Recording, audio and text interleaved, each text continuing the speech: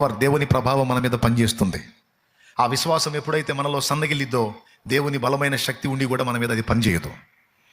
కాబట్టి మనం ఏ స్థాయికి చితికిపోయినా ఈరోజు దేవుడు ఏమంటున్నాడో మనం విందాం. ఏమంటున్నాడో ఒక్కసారి చూడండి. ఎండిపోయిన ఎముకలకు యెహోవా సెలవిచ్చినదేమనగా, యెహెజ్కేలు ప్రవచిస్తాడు, మీరు వినండి.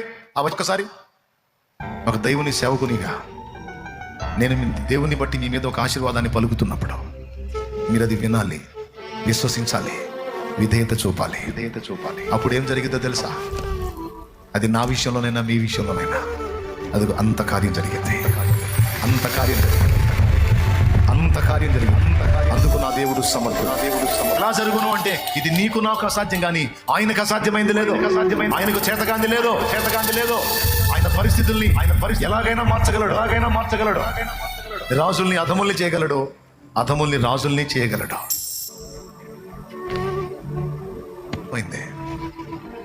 దేవుడు ఏమంటున్నాడు? దేవుని సేవకుడు ఏమంటున్నాడు? మనుషులు ఏమనుకుంటున్నారు? నా వాళ్ళు ఏమంటున్నారు? నేనేమంటున్నాను? ఇవన్నీ తీసి ఈ రోజుతో పక్కన పెట్టేస్తా. ఇప్పటిదాకా నువ్వు అనుకున్నావు ఏదో చెత్త తీసేయి.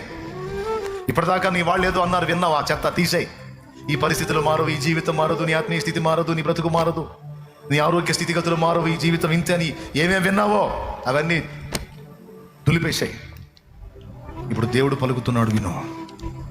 ఎండిపోయిన ఎముకలారా, నేను మిమ్మను క్రమపరుస్తాను, మీ మీద మాంసము పొదుగుతాను, నరములు అల్లుతాను, చర్మము కప్పుతాను, నా ఆత్మను మీ మీదికి పంపి మిమ్మల్ని మరలా బతికిస్తాను.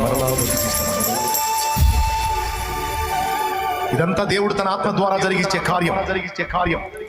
ఇంత జరిగి కూడా దేవుని ఆత్మ ఊపిరి విడవక మునుప శవములు ఇప్పుడు ఊపిరి విడిచిన తరువాత వారు సజీవులు.